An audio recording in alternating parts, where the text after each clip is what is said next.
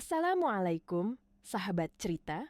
Di tengah hiruk-pikuk kota yang tak pernah benar-benar tidur, di antara cahaya lampu pusat perbelanjaan yang gemerlap dan langkah kaki manusia yang berlalu tanpa peduli, duduklah seorang nenek tua di atas kursi roda.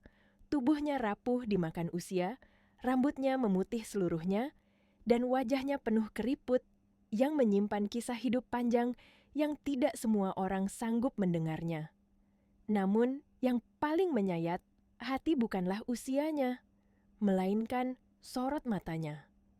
Sorot mata yang memendam luka selama 20 tahun tanpa pernah benar-benar sembuh. Tangannya gemetar memegang sapu tangan putih yang kini telah basah oleh air mata. Setiap tarikan napas terasa berat, seolah dadanya dipenuhi rindu yang tak pernah menemukan jalan pulang. Sejak 20 tahun lalu, sejak hari ia kehilangan cucu laki-laki satu-satunya, hidup nenek itu seakan berhenti di hari yang sama. Kakinya lumpuh bukan hanya karena stroke, tetapi karena hati yang hancur dan harapan yang runtuh bersamaan dengan hilangnya darah dagingnya. Hari itu, entah mengapa dadanya terasa lebih sesak dari biasanya. Ada perasaan aneh yang tak bisa ia jelaskan, seolah jiwanya sedang memanggil seseorang. Seseorang yang entah di mana keberadaannya. Ia menatap kosong ke arah jalanan, menyaksikan manusia-manusia sibuk yang berlalu lalang, hingga tiba-tiba pandangannya tertahan pada satu sosok sederhana di seberang jalan. Seorang pemuda berdiri di samping gerobak kerupuk kecil dengan cat yang sudah mengelupas. Pakaiannya lusuh, kaosnya pudar, celananya tipis, dan sandalnya nyaris putus. Namun wajahnya bersih, matanya jujur, dan sikapnya penuh sopan. Di dadanya, tergantung satu-satunya harapan hari itu, harapan agar kerupuknya laku sehingga ia bisa makan malam. Nama pemuda itu Tarjono. Tanpa ia sadari, langkahnya terhenti. Ada sesuatu yang membuat dadanya tiba-tiba terasa sesak. Tatapan seorang nenek di kursi roda yang menatapnya dengan mata berkaca-kaca. Tatapan itu bukan tatapan orang asing. Ada kehangatan, ada pilu, ada rindu yang begitu dalam hingga menusuk tulang. Untuk sesaat, dunia seakan berhenti berputar. Tarjono merasakan jantungnya berdetak tidak beraturan. Ia tidak mengerti mengapa melihat nenek itu membuat tenggorokannya tercekat, seolah ada kenangan lama yang ingin muncul, namun tak sanggup ia ingat. Sejak kecil, Tarjono selalu merasa ada bagian dari hidupnya yang hilang. Sebuah lubang besar yang tak pernah terisi meski ia sudah terbiasa hidup sendiri dan kerasnya dunia. Sementara itu, sang nenek tak mampu mengalihkan pandangan. Air matanya jatuh semakin deras. Wajah pemuda itu begitu mirip dengan bayi laki-laki yang pernah ia peluk erat 20 tahun lalu. Bayi yang hilang dari pangkuannya di tengah keramaian pasar. Bayi yang ia cari siang dan malam hingga suaranya habis dan kakinya lumpuh karena stroke. Hatinya berteriak, namun bibirnya gemetar, tak sanggup mengucapkan apapun. Tidak, ini tidak mungkin, gumamnya lirih, nyaris tak terdengar. Namun hati seorang nenek tak pernah salah mengenali darah dagingnya. Tarjono akhirnya memberanikan diri melangkah mendekat. Dengan suara pelan penuh hormat, ia berkata, "Kerupuknya, Nek, murah saja." Begitu suara itu keluar, tubuh nenek itu bergetar hebat. Suara itu menghantam kenangan paling dalam. Tangisan bayi yang dulu selalu ia dengar setiap malam sebelum tidur. Suara yang selama 20 tahun hanya hidup dalam doa-doanya. Tangannya terulur tanpa sadar, menggenggam tangan Tarjono erat-erat. Genggaman itu penuh ketakutan, seolah jika ia melepaskan, sosok di hadapannya akan kembali menghilang seperti 20 tahun lalu. Tarjono terkejut. Tangannya dingin, namun hatinya terasa hangat. Untuk pertama kalinya dalam hidupnya, ia merasa aman berada di dekat seseorang yang baru saja ia temui. Air matanya menetes tanpa ia sadari. Di belakang kursi roda itu, seorang wanita muda berdiri terpaku. Wajahnya cantik, pakaiannya mewah, dan dari caranya melangkah bisa terlihat bahwa ia terbiasa hidup dalam kemapanan. Namanya Mawar. Selama bertahun-tahun, dialah yang merawat sang nenek dengan sepenuh hati, menemani hari-hari sunyi yang dipenuhi doa dan air mata.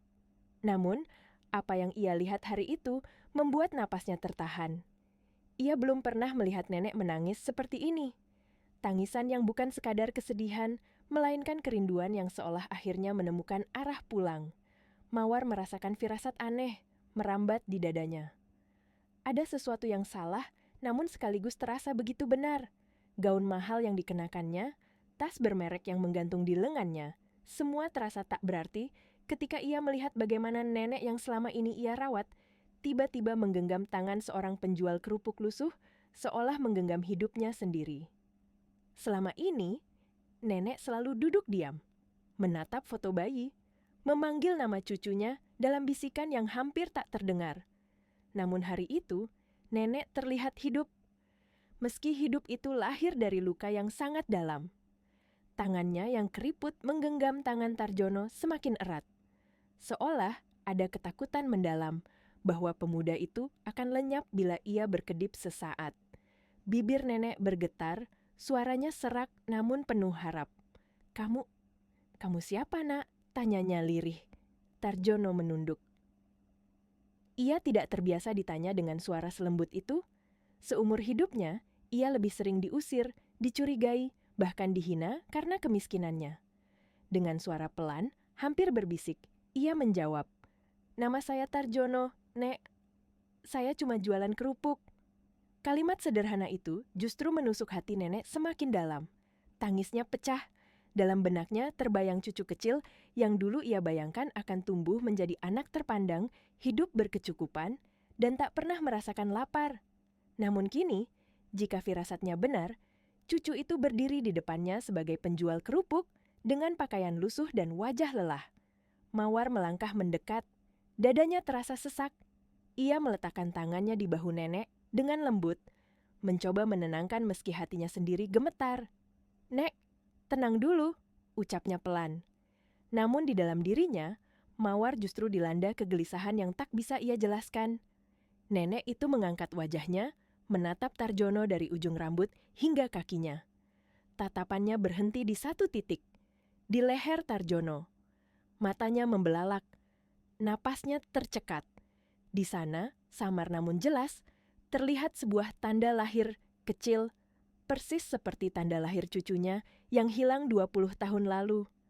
"Ya Allah," bisik nenek itu hampir tanpa suara. Air mata Mawar jatuh tanpa ia sadari. Seketika, ingatannya melayang pada sebuah kotak kayu tua di kamar nenek. Kotak yang selalu disimpan dengan penuh kehati-hatian. Di dalamnya ada foto bayi, dokumen lama, dan catatan rumah sakit yang tak pernah dibuang, meski harapan seringkali terasa menyakitkan. Selama ini, Mawar mengira semua itu hanyalah kenangan yang tak akan pernah menemukan jawaban. Namun kini, jawabannya berdiri tepat di depan mata mereka. Tarjono merasakan pandangan mereka menusuk dirinya. Ia menjadi gugup, hendak menarik tangannya. Namun nenek itu justru menggenggam lebih kuat. Suaranya bergetar ketika bertanya, "Nak, sejak kecil, apakah kamu pernah tahu siapa orang tuamu?" Tarjono terdiam. Tenggorokannya tercekat. Luka lama yang selama ini ia kubur rapat-rapat tiba-tiba terbuka kembali. Dengan suara lirih, hampir tak terdengar, ia menjawab, "Saya tidak tahu, Nek. Saya ditemukan di pinggir jalan waktu masih bayi." Kalimat itu seperti petir di siang bolong. Nenek itu menangis semakin keras. Tubuhnya bergetar hebat. Mawar menutup mulutnya, menahan isak yang nyaris pecah. Pada detik itu, meski tak satu pun berani mengucapkannya, hati mereka sudah sama-sama tahu, ini bukan pertemuan biasa. Ini adalah awal dari kebenaran yang selama 20 tahun terkubur oleh air mata dan takdir yang kejam. Udara di sekitar mereka terasa berat, seolah masa lalu perlahan bangkit menuntut untuk diceritakan. Tarjono menunduk dalam-dalam. Pertanyaan tentang asal-usulnya membuka kembali luka lama yang selama ini ia pendam rapat-rapat. Selama bertahun-tahun, ia belajar hidup tanpa bertanya, tanpa berharap, karena berharap hanya akan melahirkan kekecewaan. Dengan suara bergetar, Tarjono mulai berbicara, bukan untuk mengiba, Bukan untuk mencari belas kasihan, melainkan karena hatinya tak sanggup lagi menahan beban yang telah ia pikul sendirian selama 20 tahun. "Aku ditemukan di pinggir jalan, Nek," ucapnya lirih. Masih bayi, dibungkus kain tipis. Tidak ada surat, tidak ada nama. Air mata nenek itu jatuh satu persatu, membasahi pipinya yang keriput. Setiap kata Tarjono terasa seperti pisau yang mengiris hatinya. Mawar berdiri di samping kursi roda dengan tangan gemetar, mendengarkan dengan napas tertahan, seolah takut satu kata saja akan membuat semuanya runtuh. Tarjono melanjutkan ceritanya. Bayi kecil itu ditemukan oleh seorang pemulung tua, lelaki sederhana yang hidup dari mengais sisa-sisa kehidupan orang lain, namun memiliki hati yang begitu luas. Pemulung itulah yang membesarkannya dengan penuh kasih, meski hidup mereka serba kekurangan. Sejak kecil, Tarjono terbiasa tidur di kolong jembatan, memeluk karung lusuh agar tubuhnya terlindung dari dingin malam. Saat hujan turun, tubuh kecilnya menggigil. Sementara, sang pemulung hanya bisa memeluknya erat sambil berdoa agar bocah itu tetap hidup sampai pagi. Dunia Tarjono bukanlah dunia mainan dan tawa, melainkan dunia bertahan hidup dan menahan lapar. Namun, kebahagiaan sederhana itu tak bertahan lama. Ketika Tarjono berusia 10 tahun, pemulung tua yang ia panggil Bah jatuh sakit. Tanpa uang, tanpa siapapun yang bisa dimintai tolong, lelaki itu menghembuskan napas terakhirnya di sudut gubuk kecil mereka. Satu-satunya pesan yang ia tinggalkan hanyalah kalimat sederhana yang terus hidup di hati Tarjono. "Jadilah orang baik, meski hidupmu sulit." Sejak hari itu, Tarjono benar-benar sendirian. Ia putus sekolah, ia bekerja serabutan, berpindah-pindah tempat, tidur di emperan toko, diusir satpam, bahkan pernah dipukul karena dituduh mencuri. Padahal, ia hanya memungut sisa makanan agar bisa bertahan hidup 1 hari lagi. Namun, tak sekalipun Tarjono menyimpan dendam. Ia percaya mungkin beginilah jalan hidup yang harus ia jalani. Ia memilih diam, memilih kuat, meski hatinya seringkali terasa kosong. Nenek itu menutup mulutnya. Isaknya pecah. Setiap penderitaan Tarjono seperti bayangan hidup cucunya yang selama ini ia takutkan, namun tak pernah berani ia bayangkan secara utuh. Mawar berlutut di samping kursi roda, menggenggam tangan nenek erat-erat, mencoba menahan gemetar tubuh renta itu. "Nek," suaranya bergetar. Di dalam hatinya, Mawar mulai memahami satu hal. Mungkin inilah alasan mengapa doa nenek tak pernah berhenti. Mungkin semua tangisan itu sedang menunggu waktu untuk dijawab. Namun cerita Tarjono belum selesai. Ia bercerita bagaimana akhirnya ia memilih berjualan kerupuk, karena hanya itu satu-satunya usaha yang bisa ia lakukan dengan modal kecil. Setiap hari ia berjalan puluhan kilometer, menahan lapar, menahan hinaan, demi bisa menyisihkan sedikit uang untuk bertahan hidup. Kadang ia tak berhasil menjual 1 bungkus pun dan harus tidur dengan perut kosong. "Yang paling sakit," ucap Tarjono sambil menahan air mata. "Bukan lapar atau capek, Nek, tapi merasa tidak punya siapa-siapa." Kalimat itu menghantam hati nenek itu tanpa ampun. Dengan sisa tenaga yang ia miliki, nenek itu mengangkat tangannya, mengusap kepala Tarjono perlahan. Usapan yang selama 20 tahun tak pernah sempat ia berikan. Usapan seorang nenek yang akhirnya menemukan cucunya kembali setelah tersesat begitu lama. Tangisan nenek itu belum juga reda. Tangannya yang renta terus mengusap kepala Tarjono, seolah takut kehilangan lagi jika ia berhenti menyentuhnya. Tubuhnya bergetar hebat, antara rindu yang terbayar dan penyesalan yang terlambat. 20 tahun, 20 tahun ia hidup dalam penantian, dan kini jawaban itu berdiri tepat di hadapannya. Mawar tak kuasa lagi menahan tangis. Selama ini, ia setia merawat nenek, mengisi hari-hari sunyi dengan perhatian dan kasih sayang. Namun, baru kali ini, ia melihat wajah nenek benar-benar hidup. Bukan hidup karena kemewahan, melainkan hidup karena cinta yang akhirnya menemukan tujuannya. Tatapan nenek itu kembali tertuju pada leher Tarjono. Dengan tangan gemetar, ia mengangkat sapu tangan, mengusap air mata, lalu mencondongkan tubuhnya sedikit ke depan. Matanya menyipit, seolah takut harapan ini hanyalah ilusi yang akan kembali menghancurkan hatinya. "Nak," suaranya hampir tak terdengar. "Bolehkah nenek melihat lehermu lebih dekat?" Tarjono terdiam sejenak. Ia tak mengerti maksud permintaan itu. Namun ada sesuatu dalam suara nenek yang membuatnya tak sanggup menolak. Dengan perlahan, ia menurunkan kerah kaus lusuhnya. Dan pada detik itu, dunia nenek itu runtuh sekaligus tersusun kembali. Tangisnya pecah keras. Di sisi kiri leher Tarjono, terlihat jelas sebuah tanda lahir kecil berbentuk lengkungan. Tanda yang selama 20 tahun tak pernah hilang dari ingatannya. Tanda yang dulu sering ia cium saat menimang cucunya sebelum tidur. Tanda yang ia cari di setiap wajah anak laki-laki yang ia temui sepanjang hidupnya. "Ya Allah, ini tanda lahir cucuku," ucapnya terputus-putus. Tubuhnya bergetar hebat. Mawar refleks memeluk bahu nenek dari belakang, menopang tubuh renta itu agar tidak jatuh. Namun matanya sendiri basah oleh air mata yang mengalir deras. Pemandangan di hadapannya terlalu nyata untuk diabaikan. Terlalu tepat untuk disebut kebetulan. Sekejap, ingatan Mawar kembali pada sebuah kotak kayu tua yang selalu disimpan nenek di lemari kamarnya. Kotak yang tak pernah dibuka sembarangan. Di dalamnya, tersimpan foto bayi laki-laki, pakaian kecil, gelang rumah sakit, dan laporan kehilangan yang telah menguning dimakan waktu. Dan di salah satu foto itu, Mawar sangat ingat, terlihat tanda lahir yang sama persis. "Nek, tunggu sebentar," suara Mawar bergetar. Ia berdiri dan berlari kecil menuju mobil yang terparkir tak jauh dari sana. Di dalam tasnya, Mawar menyimpan salinan foto-foto lama itu. Bukan karena curiga, melainkan karena ia tak pernah sanggup jauh dari kenangan nenek. Dengan tangan gemetar, Mawar kembali dan memperlihatkan sebuah foto bayi. Tarjono menatap foto itu. Jantungnya berdegup kencang. Entah mengapa, air matanya jatuh tanpa izin. Itu siapa, Mbak?" tanyanya lirih.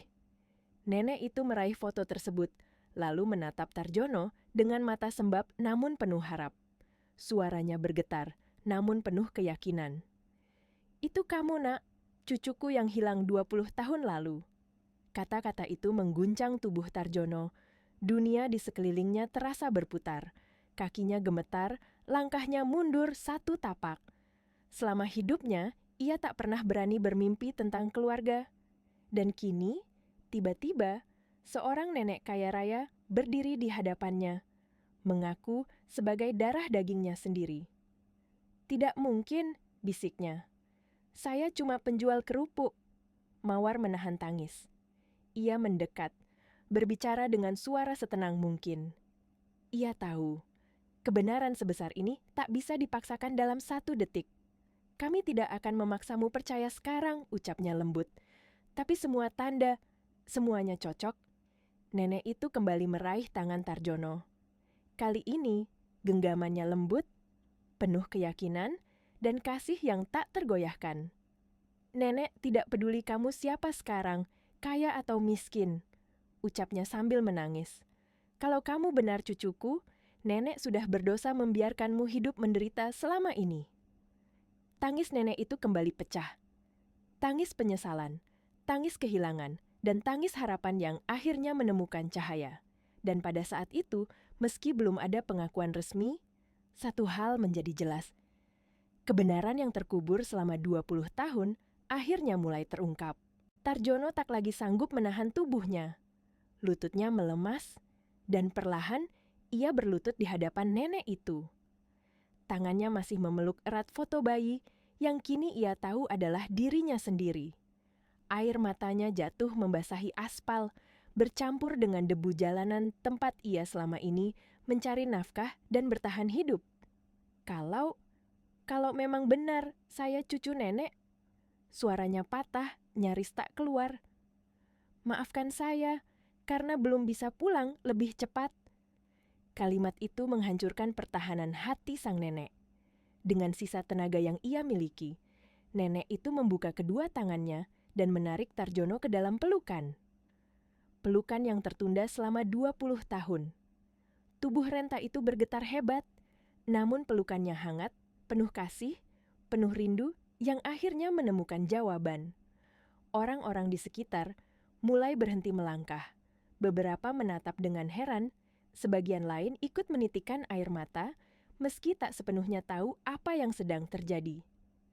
Di tengah keramaian kota, sebuah luka lama akhirnya sembuh dalam diam, disaksikan oleh mata-mata asing yang tak sengaja hadir. Mawar berdiri di samping mereka, menangis tanpa suara. Selama bertahun-tahun, ia merawat nenek dengan penuh kesabaran, mengobati luka yang tak pernah sembuh. Dan hari itu, ia menjadi saksi doa yang akhirnya dijawab oleh Tuhan. "Nenek tidak butuh apapun lagi, Nak," ucap sang nenek di sela Ishak. "Cukup kamu ada. Cukup nenek tahu kamu hidup." Tarjono menangis tersedu-sedu. Untuk pertama kalinya dalam hidupnya, ia tidak merasa sendirian. Ia mencium tangan neneknya berulang kali, seolah ingin menebus 20 tahun yang hilang dalam satu pelukan. Mawar pun berlutut di samping mereka. Dengan suara bergetar, ia berkata, "Mas Tarjono, sejak nenek kehilangan cucunya, hidup beliau berhenti di hari itu. Dan hari ini, Anda menghidupkannya kembali." Tarjono menatap Mawar. Di balik gaun mewah dan wajah cantiknya, ia melihat ketulusan yang jarang ia temui seumur hidup. Wanita yang selama ini menjadi sandaran neneknya, menjaga dan merawat dengan cinta tanpa pamrih. Hatinya bergetar, menyadari bahwa ia tak hanya menemukan satu keluarga hari itu, melainkan dua. Hari itu menjadi awal dari kehidupan baru. Tarjono tidak lagi berjualan kerupuk di jalanan, namun bukan kemewahan yang pertama ia peluk, melainkan keluarga yang selama ini ia rindukan. Sang nenek, meski masih duduk di kursi roda, terlihat jauh lebih hidup. Senyumnya kembali, matanya kembali berbinar. Setiap pagi ia menatap cucunya, seolah takut kehilangan lagi.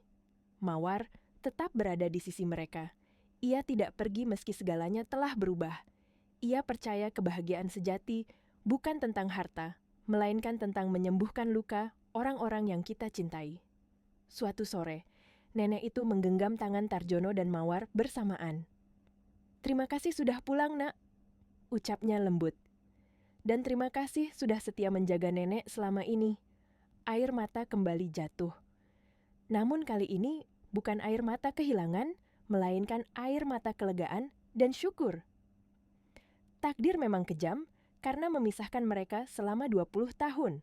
Namun takdir juga adil karena akhirnya mempertemukan kembali apa yang seharusnya tak pernah terpisah. Malam itu hujan turun perlahan, seolah ikut menangisi takdir yang akhirnya menemukan jalannya. Di dalam mobil mewah yang melaju pelan, sang nenek duduk di kursi rodanya. Tangannya tak pernah lepas menggenggam tangan Tarjono, seakan takut jika ia berkedip sedikit saja, semua ini akan lenyap seperti mimpi yang terlalu indah untuk dipercaya. Tarjono duduk di sampingnya, tubuhnya kaku, hatinya masih diliputi perasaan asing. 20 tahun hidup tanpa keluarga membuatnya terbiasa menahan rindu. Kini, ketika rindu itu tiba-tiba terbayar lunas, justru dadanya terasa sesak. Ia takut tidak pantas, takut mengecewakan, takut semua ini bukan untuknya. "Nek," ucapnya lirih, memecah keheningan. "Kalau nanti nenek kecewa karena saya tidak seperti yang nenek harapkan?" Belum sempat kalimat itu selesai, genggaman tangan nenek menguat. Suaranya bergetar, namun penuh ketegasan yang lembut. "Nenek tidak kehilangan cucu karena dia miskin," katanya. "Nenek hampir kehilangan cucu karena takdir yang kejam, dan hari ini Tuhan mengembalikannya." Setibanya di rumah megah itu, Tarjono terdiam. Bangunan besar dengan lampu kristal yang berkilau dan taman luas yang tertata rapi terasa begitu asing baginya. Ia menunduk, merasa pakaiannya terlalu lusuh, kakinya terlalu kotor untuk melangkah masuk. Namun, nenek justru mengangkat wajahnya dengan sorot mata tegas. "Biarkan cucuku masuk pertama kali," ucapnya kepada para pelayan. Di ruang keluarga yang luas, nenek meminta Mawar mengambil kotak kayu tua yang selama ini menjadi sumber air matanya. Dengan tangan gemetar, kotak itu dibuka di hadapan Tarjono.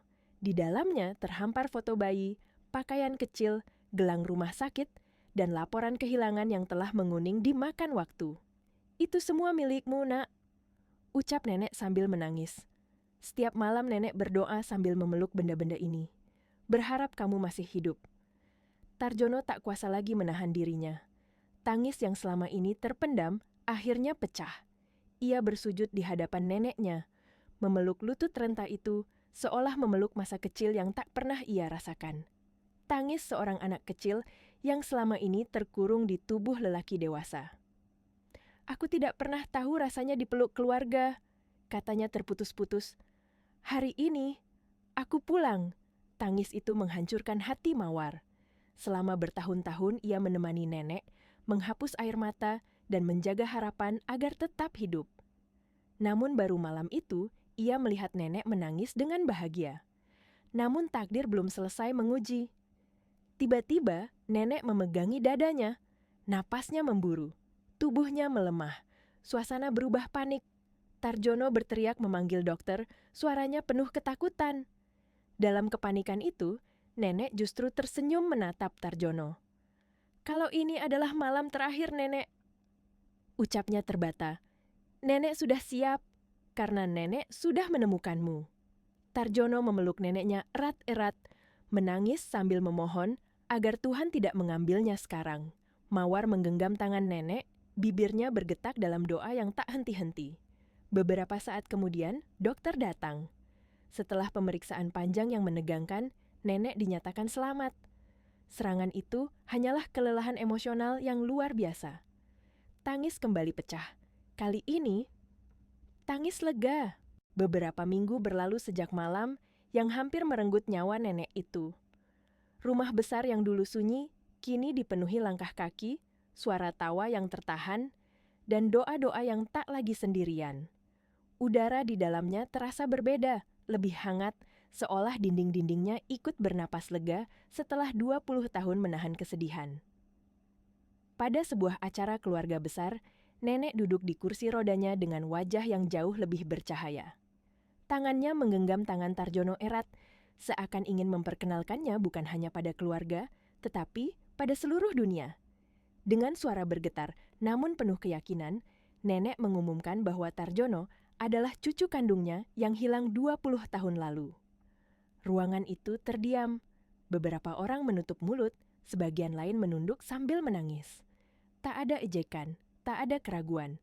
Yang tersisa hanyalah rasa haru dan kekaguman pada keteguhan hati seorang nenek yang tak pernah berhenti mencari, dan kesabaran seorang cucu yang bertahan hidup tanpa tahu untuk siapa ia harus pulang. Tarjono berdiri di tengah ruangan dengan pakaian sederhana. Ia menolak langsung hidup dalam kemewahan. "Aku ingin tetap rendah hati," ucapnya pelan. "Karena aku tahu rasanya lapar." Kalimat itu membuat dada nenek bergetar.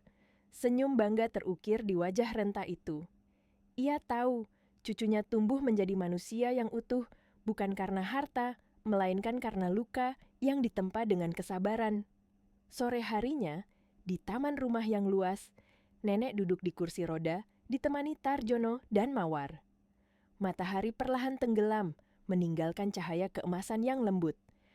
Angin berembus pelan, membawa ketenangan yang lama hilang dari rumah itu. "Nenek dulu kehilangan cucu," ucapnya pelan, menatap langit senja. "Sekarang, nenek mendapatkan 2 anak."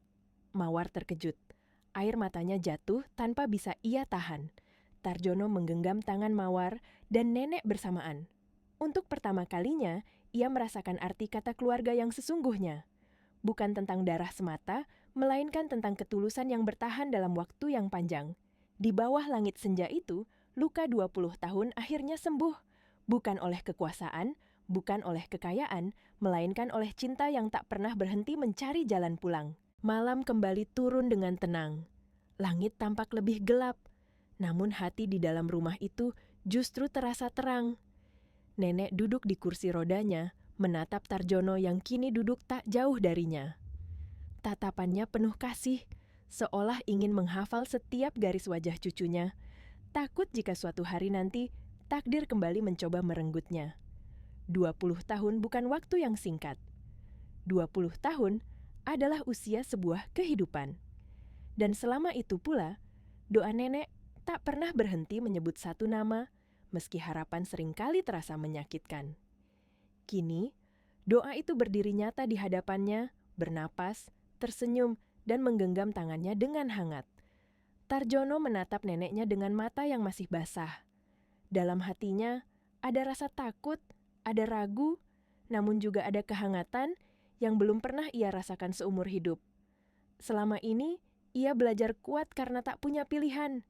Kini, ia belajar percaya bahwa hidup tak selalu kejam. Mawar berdiri tak jauh dari mereka. Ia menyadari satu hal penting. Kebahagiaan sejati bukanlah tentang rumah besar, harta berlimpah, atau status tinggi. Kebahagiaan adalah ketika luka yang lama akhirnya menemukan tempat untuk sembuh. Dan malam itu, ia menyaksikan luka 20 tahun perlahan menutup. Nenek menggenggam tangan Tarjono lebih erat. "Terima kasih sudah bertahan hidup, Nak," ucapnya lembut. Kalimat sederhana itu mengandung seluruh penyesalan, doa, dan cinta yang tak sempat ia berikan selama 20 tahun. Air mata Tarjono jatuh lagi. Namun kali ini, bukan air mata kesepian. Ini adalah air mata seorang anak yang akhirnya tahu kemana ia harus pulang. Seorang cucu yang akhirnya menemukan pelukan yang selama ini hanya hidup dalam mimpinya. Takdir memang pernah kejam. Ia memisahkan mereka begitu lama. Namun takdir juga adil.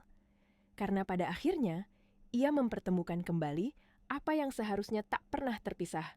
Di bawah langit malam yang sunyi itu, sebuah keluarga yang hancur akhirnya kembali utuh.